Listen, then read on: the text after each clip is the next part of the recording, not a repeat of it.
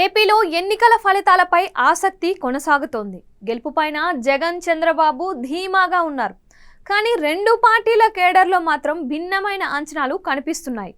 మరో కొన్ని గంటల్లో ఎగ్జిట్ పోల్స్ వెలువడనున్నాయి. ముందుగానే పార్టీలు తాము చేయించుకున్న సర్వేలను సర్క్యులేషన్లోకి తెచ్చారు. అయితే జగన్ పార్టీ ముఖ్యులతో తన అంచనాలపై స్పష్టత ఇచ్చారు. ఇందుకు కారణాలను కూడా వెల్లడించారు. జగన్ అథమెటిక్స్ మాత్రం ఉత్కంఠ పెంచుతున్నాయి. ముఖ్యమంత్రి జగన్ ఎన్నికల్లో గెలుపుపైన ధీమాగా ఉన్నారు. పులివెందులలో ఓటు వేసి తాడేపల్లికి చేరుకున్న జగన్ పూర్తిగా పోలింగ్ సరళిపైన ఫోకస్ చేశారు. 2 రోజుల పాటు రాష్ట్రంలో అన్ని నియోజకవర్గాల నుంచి పోలింగ్ వివరాలను సేకరించారు. ఎక్కడ ఏ నియోజకవర్గం ఓట్లు ఎలా పోల్ అయ్యాయి అనే అంశానికి అనుగుణంగా గెలుపు లెక్కపైన కసరత్తు చేశారు. ఆ తర్వాత ఐపాక్ సమావేశంలో వైసీపీ 2019 కంటే ఎక్కువ సీట్లలో విజయం సాధిస్తోంది అని ధీమాగా చెప్పుకొచ్చారు. ఎంపీ సీట్లు 22 దాటుతాయని విశ్వాసం వ్యక్తం చేశారు. కానీ ఈ నెంబర్ పైన వైసీపీలోనే భిన్నాభిప్రాయాలు ఉన్నాయి. పార్టీలోని దీనిపైన చర్చ కొనసాగుతోంది.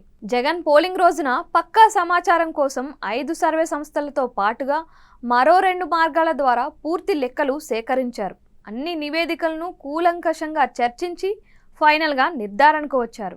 అయితే పోలింగ్ సరళి చూసిన వారు మాత్రం ఈ స్థాయిలో ఏకపక్ష ఫలితం సాధ్యమేనా అనే సందేహం వ్యక్తం చేస్తున్నారు.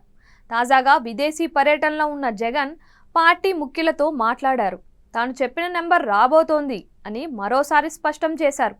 ఎగ్జిట్ పోల్స్ ఎలా ఉన్నా అసలు ఫలితం ఇదే అని ధీమాగా చెప్తున్నారు. జగన్ అమలు చేసిన సోషల్ ఇంజనీరింగ్, మహిళా, గ్రామీణ ఓటింగ్ పూర్తిగా కలిసి వచ్చిందని జగన్ తన అంచనాగా విశ్లేషిస్తున్నారు. జగన్కు సన్నిహితంగా ఉండే నేతలు మాత్రం తాము ఖచ్చితంగా 110 సీట్లకు పైగా గెలుస్తామని ధీమా వ్యక్తం చేస్తున్నారు. జగన్ చెప్పినట్లుగా 150కి పైగా గెలుస్తామని చెప్పటానికి వైసీపీ నేతలు సాహసించటం లేదు. మహిళా ఓటింగ్ మెజార్టీ తమకే పోలైందని లెక్కలు చెబుతున్నారు. అదేవిధంగా పెరిగిన పోలింగ్ శాతం గ్రామీణ ప్రాంతంలోనే ఎక్కువగా ఉండడంతో పాజిటివ్ ఓట్ పోల్ అయిందని లెక్కలు చెబుతున్నాయి.